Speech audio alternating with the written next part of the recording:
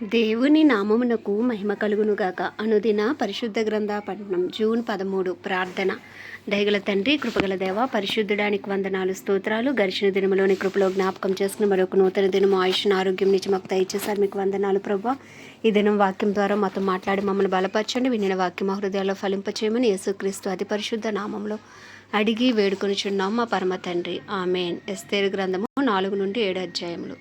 4వ అధ్యాయము. జరిగినదంతయు తెలియగానే మొర్దెకై తన బట్టలు చింపుకుని గోనెపట్టలు వేసుకుని బూడిద పోసుకుని పట్టణము మధ్యకు బయలువెళ్ళి మహాశోకముతో రోదనము చేసి రాజు గుమ్మం ఎదుటికి వచ్చెను. గోనె కట్టుకొనిన వాడు రాజు గుమ్మమున ప్రవేశింపకూడదన్న ఆజ్ఞ కలదు. రాజు యొక్క ఆజ్ఞయు శాసనమును ఏ సంస్థానమునకు వచ్చెనో అక్కడ ఉన్న యూదులు ఉపవాసముండి మహోదుఃఖములోను ఏడుపులోను రోదనలోను మునిగిన వారైరి. అనేకులు గోనెను బూడిదను వేసుకుని పడి ఉండిరి. ఎస్తేరు యొక్క పనికెత్తలను ఆమె దగ్గరనున్న షండులను వచ్చి జరిగిన దాన్ని ఆమెకు తెలియజేయగా, రాణి గొప్ప మనోవిచారము కలదై మొర్దెకై కట్టుకొని ఉన్న గోనె పట్టును తీసివేయమని ఆజ్ఞ ఇచ్చి కట్టించుకొంటకే అతని వద్దకు వస్త్రములు పంపెను. కానీ అతడు వాటిని తీసుకొనలేదు. అప్పుడు ఎస్తేరు తన్ను కనిపెట్టి ఉండుటకు రాజు నియమించిన షండులలో హతాకు అను ఒకని పిలిచి అది ఏమి అయినది ఎందుకైనది తెలుసుకొంటకు మొర్దెకై వద్దకు వెళ్ళమని ఆజ్ఞ ఇచ్చెను.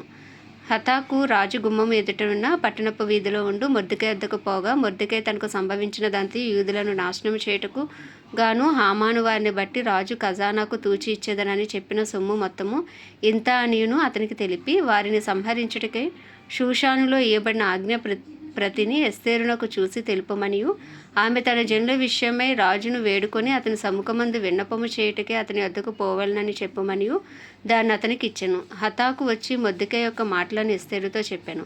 అంతటి ఎస్తేరు మొర్దెకైతో చెప్పమని హతాకునకు సెలవిచ్చినదేమనగా, పిలువబడక పురుషుడే గాని స్త్రీయే గాని రాజు యొక్క అంతర్గృహమున ప్రవేశించిన ఎడల బ్రతుకున్నట్లుగా రాజు తన బంగారపు దండమును ఎవరి తట్టు చూపునో వారు తప్ప ప్రతివాడు సంహరింపబడినన్న కఠినమైన ఆజ్ఞ కలదని రాజసేవకులందరికీ అతని సంస్థానంలో ఉన్న జనులకందరికీ తెలిసే ఉన్నది. నేటికి 30 దినముల నుండి రాజునొద్దకు ప్రవేశించుటకు నేను పిలువబడలేదని చెప్పమనెను. వారు ఎస్తేరు యొక్క మాటలు మొర్దెకైకి తెలుపగా, మొర్దెకై ఎస్తేరుతో ఇట్లు ప్రత్యుత్తరమిచ్చి, రాజనగరులో ఉన్నంత మాత్రము చేత యూదులందరికంటే నీవు తప్పించుకొందువని నీవు మనసులో తలంచుకొనవద్దు. నీవు ఈ సమయమందు ఏమీ మాట్లాడక మౌనముగా ఉన్న ఎడల యూదులకు సహాయమును విడుదలయు మరి ఒక దిక్కు నుండి వచ్చును. కానీ నీవును నీ తండ్రి ఇంటివారును నశించుదురు. నీవు ఈ సమయమును బట్టియే రాజ్యమునకు వచ్చితివేమో ఆలోచించుకొనమని చెప్పమనెను. అప్పుడు ఎస్తేరు మొర్దెకైతో మరలా ఇట్లనెను, నీవు పోయి షూషానందు కనబడిన యూదులందరినీ సమాజ మందిరమునకు సమకూర్చి నా నిమిత్తం ఉపవాసం ఉండి 3 దినములు అన్నపానములు చేయకుండుడి. నేనును నా పనికత్తెలను కూడా ఉపవాసముందుము. ప్రవేశించుట న్యాయ వ్యతిరేక్తముగా ఉన్నను నేను రాజునొద్దకు ప్రవేశించుదురు. నేను నశించినా నశించదును. అటువలనే మొర్దెకై బయలుదేరి ఎస్తేరు తనకు ఆజ్ఞాపించిన అంతటి ప్రకారముగా జరిగించెను. 5వ అధ్యాయము. 3వ దినమందు ఎస్తేరు రాజభూషణములు ధరించుకుని రాజనగరు యొక్క ఆవరణంలో రాజు సన్నిధికి వెళ్ళి నిలిచెను. రాజనగర ద్వారములకు ఎదురుగా ఉన్న రాజ ఆవరణములో తన రాజసనము మీద రాజు కూర్చుని ఉండెను. రాణి అయిన ఎస్తేరు ఆవరణంలో నిలవబడి ఉండుట రాజు చూడగా ఆమె యందు అతనికి దయ పుట్టెను. రాజు తన చేతిలో ఉండు బంగారపు దండమును ఎస్తేరు తట్టు చాపగా ఎస్తేరు దగ్గరకు వచ్చి దండము యొక్క కొన ముట్టెను. రాజు రాణి అయిన ఎస్తేరు, నీకేమి కావలెను? నీ మనవి ఏమిటి? రాజ్యములో సగం మట్టుకు నీకు అనుగ్రహించదనని ఆమెతో చెప్పగా, ఎస్తేరు రాజునకు యుక్తముగా తోచినట్లా నేను రాజు కొరకు సిద్ధము చేయించిన విందునకు రాజువైన తామును హామానును నేడు రావాలని కోరుచున్నానని ప్రత్యుత్తరమిచ్చెను. ఎస్తేరు మాట ప్రకారముగా జరుగునట్లు హామాను చేయవలయునని త్వరపెట్టమని రాజు సెలవీయగా, రాజును హామానును ఎస్తేరు చేయించిన విందునకు వచ్చిరి. రాజు ద్రాక్షారసపు విందుకు కూర్చుండి ఎస్తేరును చూచి, నీ కోరిక ఏమిటి? అది నీకు అనుగ్రహింపబడును. నీ మనవి ఏమిటి? అది రాజ్యంలో సగం మట్టుకైనను చేయబడునని చెప్పగా, ఎస్తేరు ఇలాగు ప్రత్యుత్తరమిచ్చెను, రాజువైన తమ దృష్టికి నా ఎడల దయ కలిగి నా మనవి చొప్పునను నా కోరిక చొప్పునను జరిగించుట రాజువైన తమకు అనుకూలమైతే రాజువైన తామును హామానును మీ నిమిత్తము నేను చేయింపబో విందులకు రావెలను. రాజువైన తాము చెప్పినట్లు రేపటి దినమున నేను చేయుదును.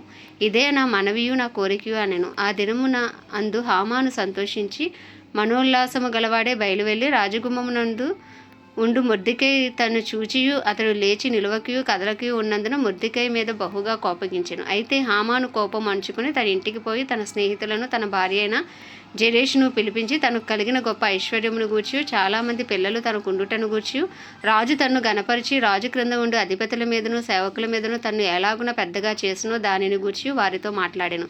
మరియు అతడు రాణి అయిన ఎస్తేరు తాను చేయించిన విందునకు రాజును నన్ను తప్ప మరి ఎవరినీ పిలిపించలేదు. రేపటి దినమున కూడా రాజుతో కలిసి విందునకు రమ్మని నాకు సెలవైనదని తెలియజేశాను. అయితే యూదుడైన మొర్దెకై రాజగుమ్మమును కూర్చుని ఉండుట నేను చూచినంత కాలము ఆ పదవి అంతటి వలన నాకు ప్రయోజనమేమీ లేదని అతడు చెప్పగా, అతని భార్య అయిన జెరూషాను అతని స్నేహితులందరూ 50 మూరలు ఎత్తుగల ఒక ఉరికొయ్య చేయించుము. దాని మీద మొర్దెకై ఉరితీయింపబడినట్లు రేపు నీవు రాజుతో మనవి చేయము. తర్వాత నీవు సంతోషముగా రాజుతో కూడా విందునకు పోదువు అని అతనితో చెప్పిరి. ఈ సంగతి హామానుకు యుక్తముగా కనబడినందున అతడు ఉరికొయ్య ఒకటి సిద్ధము చేయించెను. 6వ అధ్యాయం. ఆ రాత్రి నిద్ర పట్టకపోయినందున రాజ్యపు సమాచార గ్రంథము తెమ్మని రాజు ఆజ్ఞేయగా అది రాజు ఎదుట చదివి వినిపింపబడెను. ద్వారపాలకులైన బిక్తాను తెరేషు అను రాజు యొక్క 2 నపుంసకులు రాజైన అహష్వేరోషును చంప యత్నించిన సంగతి మొర్దెకై తెలిపినట్లు అందులో వ్రాయబడి ఉండెను. రాజు ఆ సంగతి విని ఇందు నిమిత్తము మొర్దెకైకి బహుమతి ఏదైనాను ఘనత ఏదైనాను చేయబడనా అని అడుగగా రాజు సేవకులు అతనికి ఏమీ చేయబడలేదని ప్రత్యుత్తరమిచ్చిరి. అప్పుడు ఆవరణంలో ఎవరో ఉన్నారని రాజు చెప్పాను. అప్పటికి హామాను తాను చేయించిన ఉరికొయ్య మీద మొర్దెకైని ఉరితీయింప సెలవిమ్మని రాజుతో మనవి చేయుటకే రాజనగరు యొక్క ఆవరణములోనికి వచ్చి ఉండెను. రాజు సేవకులు ఏలినవాడా చిత్తగించుము, హామాను ఆవరణంలో నిలవబడి ఉన్నాడని రాజుతో చెప్పగా రాజు అతని రానీయుడని సెలవిచ్చినందున హామాను లోపలికి వచ్చెను. రాజు గనపరిచి అపేక్షించు వానికి ఏమి చేయవలనని రాజు అతను అడుగగా హామాను నన్ను గాక మరి ఎవరిని రాజు గనపరచని అపేక్షించడని తనలో తాను అనుకుని రాజుతో ఇట్లనెను. రాజు గనపరచని అపేక్షించువానికి చేయదగినదేమనగా రాజు ధరించుకుని రాజవస్త్రములను రాజు యొక్క గుర్రమును రాజు తన తల మీద ఉంచుకుని రాజ కిరీటమును ఒకడు తీసుకొని రాగా గనులైన రాజు యొక్క అధిపతుల్లో ఒకడు ఆ వస్త్రములను ఆ గుర్రం మీద అతన్ని ఎక్కించి రాజవీధిలో అతన్ని నడిపించుచు రాజు గనపరిచి అపేక్షించువానికి ఈ ప్రకారంగా చేయతగునని అతని ముందర చాటింపవలెను. అందుకు రాజు నీవు చెప్పిన ప్రకారమే శీఘ్రంగా ఆ వస్త్రములను ఆ గుర్రమును తీసుకుని రాజగుమ్మమునొద్ద కూర్చుని ఉన్న యూదుడైన మొర్దెకైకి అలాగుననే చేయము. నీవు చెప్పిన దానిలో ఒకటి విడవక అంతయు చేయమని హామానుకు ఆజ్ఞ ఇచ్చెను. ఆ ప్రకారమే హామాను ఆ వస్త్రములను ఆ గుర్రమును తీసుకుని మొర్దెకైకి ఆ వస్త్రమును ధరింపచేసి ఆ గుర్రం మీద అతను ఎక్కించి రాజవీధిలో అది నడిపించుచు రాజు గనపరిచి అపేక్షించు వానికి ఈ ప్రకారము చేయతగునని అతని ముందర చాటించెను. తర్వాత మొర్దెకై రాజగుమ్మం వద్దకు వచ్చెను. అయితే హామాను తల కప్పుకొని దుఃఖించుచు తన ఇంటికి త్వరగా వెళ్ళిపోయాను. హామాను తనకు సంభవించినదంతే తన భార్యని జెరూషునకును తన స్నేహితులందరికీ తెలుపగా అతని వద్దనున్న జ్ఞానులను అతని భార్యని జెరూషును ఎవని చేత నీకు అధికార నష్టము కలుగుచున్నదో ఆ మొర్దెకై యూదుల వంశపు వాడైన ఎడల అతని మీద నీకు జయము కలగదు, అతని చేత అవశ్యంగా చెడిపోదు అని అతనితో అనేది. వారు ఇంకా మాట్లాడుచుండగా రాజు యొక్క నపుంసకులు వచ్చి ఎస్తేరు చేయించిన విందులకు రమ్మని హామానును త్వరపెట్టిరి. ఆమె దేవుడి పరిశుద్ధ వాక్యము మన వినికిడిలో దీవించును గాక. ప్రార్థన.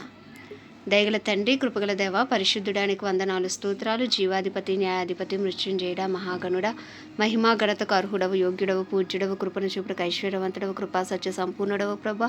మా అపరాధములు, మా పాపములు, శాపములు, దోషములు, అతిక్రమములను క్షమించు దేవుడవు నీవే తండ్రి. నీ ఉదయకాలంలో నీ పరిశుద్ధ రక్తాన్ని ఆశ్రయిస్తున్నాం ప్రభా. దయతో క్షమించండి ప్రభా. నీ రక్తంతో మమ్మల్ని కడగండి, పవిత్రపరచండి, పరిశుద్ధపరచండి. నీకే వందనాలు, స్తోత్రాలు ప్రభా. పరిశుద్ధాత్ముడా, మీరు మాలోనికి రండి, ఇంకను మమ్మల్ని బలపరచండి. నీ చిత్తానుసారులుగా, నీ హృదయానుసారులుగా మమ్మల్ని నడిపించమని, నీకు ఇష్టలుగా జీవించే భాగ్యం మాకు దయచేయమని వేడుకొంచున్నాం ప్రభా. వాక్యమే ఉన్న దేవా, వినిన వాక్యం మా హృదయాలు ఫలింపచేసి వాక్యానుసారంగా జీవించటకు అయ్యా కావాల్సిన కృపలను మాకు అనుగ్రహించమని వేడుకొనిచున్నాం నాయన. మా జీవితాల్లో మీకు చేసిన ప్రతి మేలును బట్టి, ఉపకారంను బట్టి మిమ్మల్ని స్తుతిస్తున్నాం ప్రభా. నీకే వందనాలు, స్తోత్రాలు. మేమేమై ఉన్నాము నీ దయ వలనే, నీ కృప వలనే, నీ కనికరం వలనే తండ్రి నాయన. దినదినము మీరు చూపించిన వాత్సల్యమును బట్టి అయ్యా తండ్రి, చూపిస్తున్న వాత్సల్యం బట్టి మిమ్మల్ని అయ్యా తండ్రి స్తుతిస్తున్నాం ప్రభా. నాయన నీ కృపాసనం వద్దకు వచ్చి ఉన్నాం, నీ కృప కొరకు వేడుకుంటున్నాం ప్రభా. మాపై, మా కుటుంబాలపై, మా వ్యక్తిగత జీవితాలపై నాయన నీ కృప కలుగును గాక. మా కుటుంబాల్లో రక్షణ రక్షణ లేని వారికి రక్షణ కలుగునుగాక. అయా తండ్రి, మారు మనసు పశ్చాత్తాపము అయా వారికి కలుగునుగాక. ఒప్పింపు చేయ ఆత్మ వారిలో బలముగా పనిచేయునుగాక తండ్రి. అయా నేనును నా ఇంటి వారు యెహోవాని సేవించదం అన్నట్లుగా మా కుటుంబాలు యేసు నామంలో ఉండునుగాక. నేనును నా కుటుంబము నిత్యము నీ సన్నిధిలో ఉందుమన్నట్లుగా మా కుటుంబాలు ఉండునుగాక అని ప్రార్థిస్తున్నాం ప్రభా. మా పట్టణాన్ని జ్ఞాపకం చేసుకుని మా బంధువులు, స్నేహితులు, ఇరుగు పొరుగు అందరినీ మీ హస్తాలకు అప్పచెప్పుకున్నాం.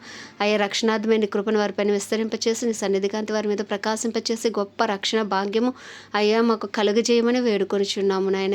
సేవకులు, సేవకురాండ్రు, దైవజనురాలు అందరి కొరకు ప్రార్థిస్తున్నాం. వారిని అభిషేకించండి, వాడుకోండి. వారి అవసరతలన్నీ నీ మహిమస్వరంలో తీర్చండి ప్రభా. వారి ప్రార్థనలకు జవాబు దయచేయమని వేడుకొనిచున్నాం. క్రైస్తవులందరినీ రూపాంతరపరచండి, నీ రూపులోకి మార్చండి నాయన. పరిశుద్ధాత్మ అభిషేకం ప్రతి క్రైస్తవుని మీదకి దిగి వచ్చునుగాకని ప్రార్థిస్తున్నాం ప్రభా. నీ చిత్తానుసారులుగా, నీ హృదయానుసారులుగా, నీ పత్రికలుగా ప్రతి క్రైస్తవుడు యేసు నామంలో ఉండునుగాకని ప్రార్థిస్తున్నాం తండ్రి. నీకే వందనాలు, స్తోత్రాలు, స్తుతులు చెల్లించుకుంటున్నాము. అయ్యా ఇజ్రాయెల్ దేశాన్ని జ్ఞాపకం చేసుకుని ఇజ్రాయెల్ సరిహద్దులో సమాధానం నుంచి ఇజ్రాయెల్ ప్రజలకు క్షేమం దయచేయండి. ప్రపంచ దేశాలన్నింటినీ వాటిని పరిపాలిస్తున్న రాజులు, నాయకులు, వారి కింద పనిచేస్తున్న అధికారుల కొరకు ప్రార్థిస్తున్నాం. అందరికీ గొప్ప రక్షణ దయచేయండి. ఇంకా సువార్త అందని గ్రామాలు, ప్రాంతాలు, పట్టణాలు పట్టుకోండి ప్రభా. సువార్తికులను లేపండి, అపోస్తలులు, ప్రవక్తలను మీరు లేపమని ప్రార్థిస్తున్నాం ప్రభా. ప్రత్యేకించి మా భారతదేశాన్ని మీరు జ్ఞాపకం చేసుకోండి. భారతదేశంలో 150 కోట్ల ప్రజలకు గొప్ప రక్షణ దయచేయండి ప్రభా. దేశానికి మహారక్షణ దయచేయండి. దేశంలో ఏలుబడి శక్తులు, చీకటి శక్తులు, వ్యతిరేక శక్తులు యేసు నామంలో లయపరచబడునుగాక. సువార్తకు విరోధంగా రూపించబడుతున్న ప్రతి ఆయుధము యేసు నామంలో లయమైపోవునుగాక అని ప్రార్థిస్తున్నాం. కాశ్మీర్ మొదలుకుని కన్యాకుమారి వరకు నీ రక్తం ఏరులై పారునుగాక. అయ్యా నీ పేరు పెట్టబడిన నీ జనులు తమను తాము తగ్గించుకుని పాపం విడిచి చేసిన ప్రతి ప్రార్థనకు యేసు క్రీస్తు నామంలో జవాబు వచ్చునుగా. కడవరి వర్షమే మీ దిగిరండి, కడవరి ఉజ్జీవాన్ని రగిలించండి అయ్యా. మా దేశాన్ని శారీరకంగా, మానసికంగా, ఆధ్యాత్మికంగా, ఆర్థికంగా, రాజకీయ పరంగా, సాంఘిక పరంగా అన్ని విషయాల్లో స్వస్థత దయచేయమని వేడుకొంచున్నాం ప్రభా. నీకే వందనాలు, స్తుతులు, స్తోత్రాలు చెల్లించుకుంటూ మా దేశ ప్రధాని గారిని, ప్రెసిడెంట్, చీఫ్ మినిస్టర్లు, గవర్నర్లు, ఎమ్మెల్యేలు, ఎంపీలను మీ హస్తాలకు అప్పచెప్పుకున్నాం.